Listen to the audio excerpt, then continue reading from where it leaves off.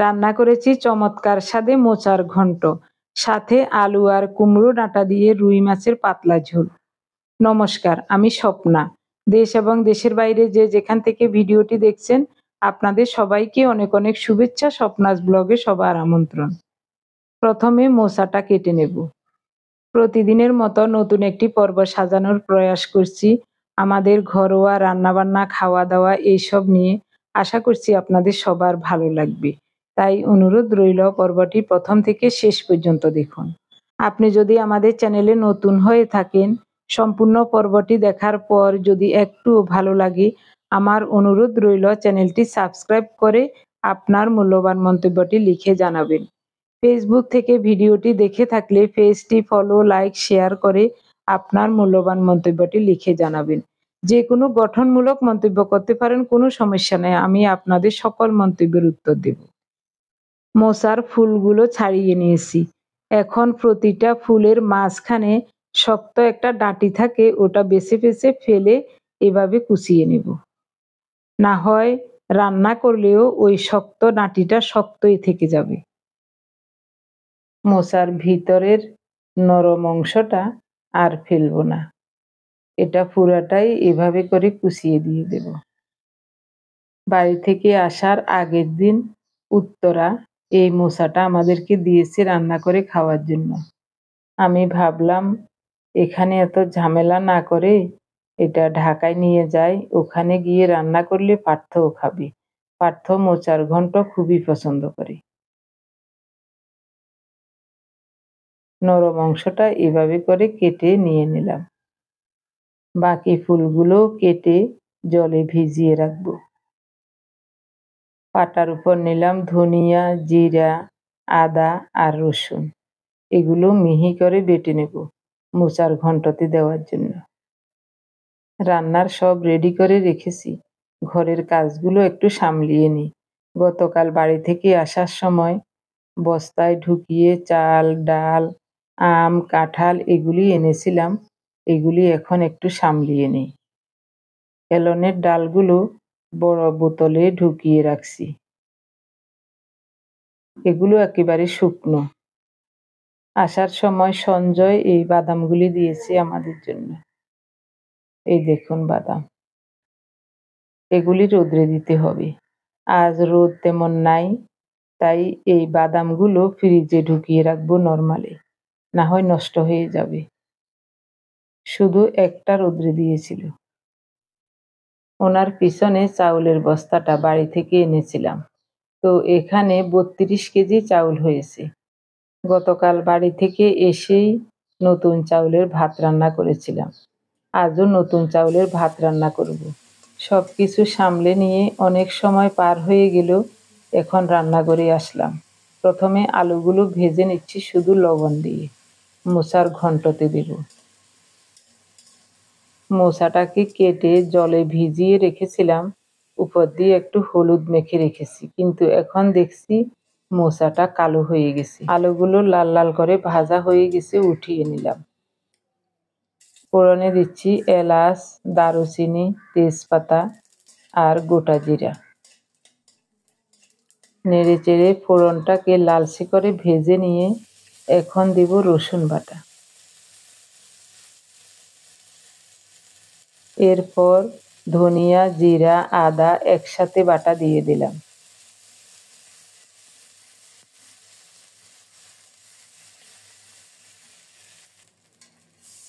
মশলা কষানোর জন্য অল্প একটু জল দিয়েছি।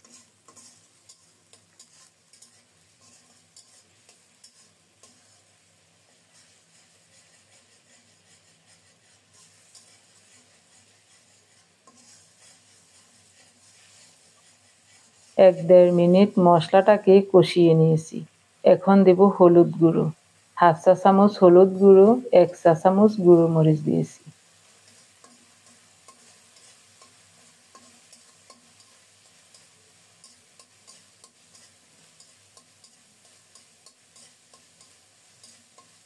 স্বাদ মতো লবণ দিলাম।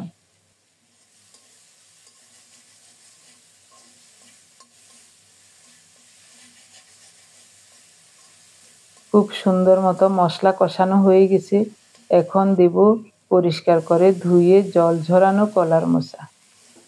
একটু কালো হয়ে গেছে, তবে ভালো করে ধুয়ে নিয়েছি, স্বাদের কমতি হবে না, রংটা হয়তো কালো হতে পারে। তো কলার মোচা রান্না করার আগ মুহূর্তে কাটতে হয়। সকালবেলা রান্না করব ভেবেই কেটেছিলাম, পরে পার্থ বলছে ভাত নেবে না, তাই আর রান্না করি নাই। কিছুক্ষণ মশলার সাথে মোচাটাকে কষিয়ে নিয়েছি। এরপরে সিদ্ধ হওয়ার জন্য জল দিয়ে ভেজে রাখা আলুগুলো দিয়ে দিলাম। সব কিছু মিশিয়ে ঢাকা দিয়ে রান্না করব। এই সুযোগে আমি কুমড়ো ডাঁটাগুলো কেটে নেব। এগুলিও বাড়ি থেকে আনা, সঞ্জয় দিয়েছিল আসার সময়। তো শাকগুলো ফেলে শুধু ডাঁটাগুলো কেটে নিয়ে আসছি। অল্প কয়টা নিয়েছি, এটা দিয়ে আলু দিয়ে রুই মাছের পাতলা ঝোল করব। ডাঁটাগুলো একেবারেই কষি, সাথে একটা আলু দেব।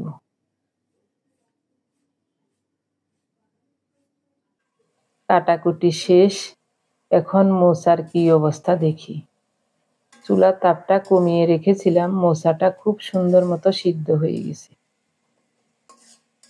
আলুগুলো একবারই নরম হয়ে গেছে। চামচ দিয়ে একটু ভেঙে দিচ্ছি।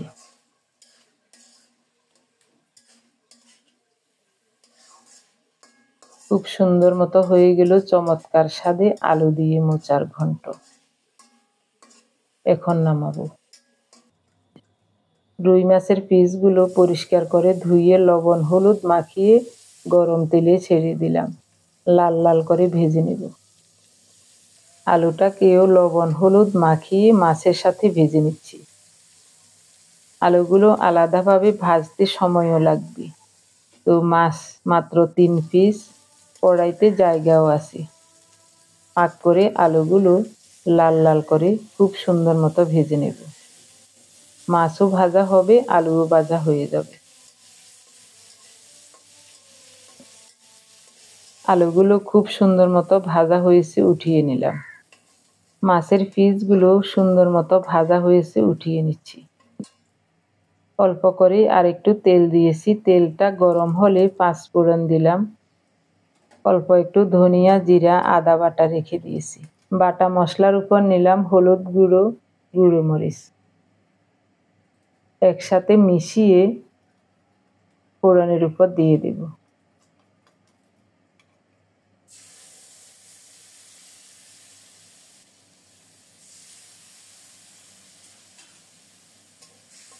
মশলা কষানোর জন্য একটু জল দিয়েছি। একটা তেজপাতা ছিঁড়ে দিলাম।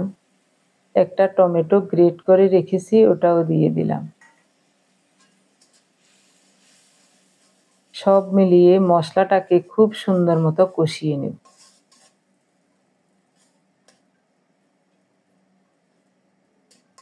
মশলাটা খুব সুন্দর মতো কষানো হলে এখন দেব কুমড়ো ডাঁটা।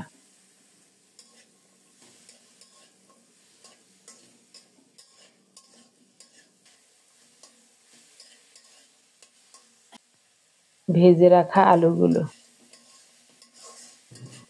মশলার সাথে সবজিগুলোকে খুব সুন্দরভাবে কষিয়ে নেব। মশলা কষানোর সময় পরিমাণ মতো লবণ দেওয়ার কথা ছিল, কিন্তু লবণ দিতেই ভুলে গেছি, অনেক দুঃখিত। আমার মতো এরকম ভুল আপনারা কিন্তু করবেন না। এখন দেব ফোটানো গরম জল। একটা আলু সিদ্ধ হয়েছে কিনা দেখছি। ভাবলাম আলুটা এখনো তেমন সিদ্ধ হয় নাই কেন। এই কথা ভাবতেই মনে পড়ল, মনে হয় লবণ দেই নাই। সাথে সাথে স্বাদ মতো লবণ দিয়ে নেড়ে চেড়ে ঢেকে কিছুক্ষণ রান্না করেছি। নামানোর আগে কয়েক ফালি কাঁচামরিচ আর কুচানো ধনেপাতা দিলাম। খুব সুন্দর মতো রান্নাটা হয়ে গেল। এখন নামাবো। 2-1 পিস আলু ভেঙে দিয়েছি। আমার মা তরকারির ঘ্রাণ শুকে এবং ধোঁয়া দেখেই বুঝে যেতেন লবণ হয়েছে কিনা। আমিও আজ টের পেলাম সময় মতো আলুটা সিদ্ধ না হওয়াতে। আসলে গতকাল বাড়ি থেকে আসছি, গতকাল তেমন কিছুই সামলানো হয় নাই।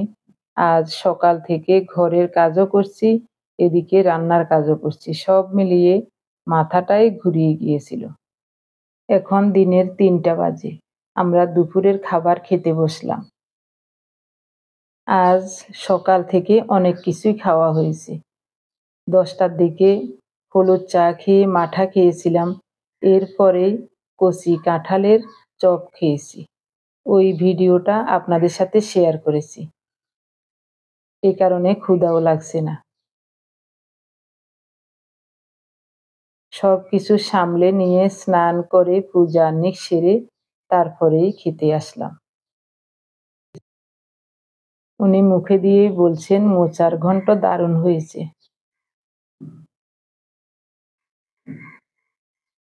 আসলে আমি সব রকমের পুষ্টিগুণ রেখে দিব বলেই মোচাটাকে ভাপিয়ে নিয়ে নেই। যদি হলুদ লবণ দিয়ে একটু ভাপিয়ে ধুয়ে রাখতাম তাহলে কালো হতো না। এখন কিন্তু রান্নার পরে রংটা ফিরে আসছে, কালো দেখা যাচ্ছে না। স্বাদ হয়েছে, খুব স্বাদ হয়েছে।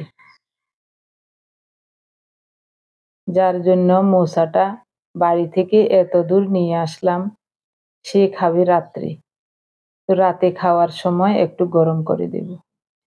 আমার প্রিয় ভাই বোন বন্ধু স্বজন, আপনারা যারা প্রতিনিয়ত ভালোবেসে আমাদের ভিডিওগুলি দেখে যাচ্ছেন এবং ভিডিও দেখে সুন্দর ও গঠনমূলক কমেন্টস করে যাচ্ছেন, আমি আপনাদের সবাইকে জানাই অজস্র অজস্র ধন্যবাদ, অভিনন্দন এবং কৃতজ্ঞতা। আমি প্রতিদিন আপনাদের কমেন্টসগুলি খুব মনোযোগ সহকারে দেখি, আমার কাছে খুব ভালো লাগে। গত 48 ঘন্টায় আপনারা যারা আমাদের অনেকগুলো ভিডিও দেখে কমেন্টস করেছেন, আমি আপনাদের সবার নাম খাতায় লিখে নিয়েছি। এখন আপনাদের নামগুলি বলছি। প্রথমেই কমেন্টস করেছেন আসমা বেগম কানাডা থেকে, পারিয়া শবনম বগুড়া ক্যান্টনমেন্ট থেকে, বর্ণালী দত্ত কুণ্ডন সাহা কলকাতা, যাদবপুর থেকে, রুমা সেনগুপ্ত কলকাতা থেকে, দেবাশিস পাল শিলচর আসাম থেকে, অনিমা বোস রাঁচি থেকে, জয়তী মণ্ডল কাবেরী ভৌমিক ময়মনসিংহ থেকে, বিভা সেন গুয়াহাটি আসাম থেকে, বার্সিলোনা স্পেন থেকে, সুস্মিতা দাস, শিবানী ভৌমিক ময়মনসিংহ থেকে, এন ঘোষ কলকাতা থেকে, মল্লিকা ঘোষ শিলিগুড়ি থেকে, সোমা সমদ্দার, মলি দাস, রুমা চক্রবর্তী, রানু বেগম ইতালি থেকে, মিতালি চৌধুরী, শিউলি দত্ত কোচবিহার থেকে, শিখা সিনহা রয় কলকাতা থেকে, বর্ণালী দত্ত আমেরিকা থেকে, হর্ষ বসাক সোদপুর থেকে, নবকিশোর পান্ডে, সুমন্তরা সেনাপতি, বনানী ব্যানার্জি মুর্শিদাবাদ থেকে, প্রতিভা মহন্ত পান ড্রয়িং বাই বাপ্পি, সুমিতা দে আসাম থেকে, মমতাজ ব্লগ মাইজদি থেকে, নিশাত রিনা শর্মা, নিশাত কলি, ধ্রুবতারা ঘোষ, উমা দেব, মলি দাস, মনিকা সাহা, দীপা রয়, শেফালি দোকানি, প্রণীতা ব্যানার্জি, তনুশ্রী দাস, বর্মাস কিচেন, মুন্না মুন্না, মিতা হোম চৌধুরী, সীমা দাস, গঙ্গোত্রী ডিবর, ঈশান, মিনা সরকার, বিজয়া চক্রবর্তী হায়দ্রাবাদ থেকে, মাহবুবা লোটন। আপনাদের সবাইকে জানাই অজস্র অজস্র ধন্যবাদ, অভিনন্দন এবং কৃতজ্ঞতা। সবাই খুব ভালো থাকুন, সুস্থ থাকুন, দেখা হবে আগামী পর্বে। ধন্যবাদ সবাইকে।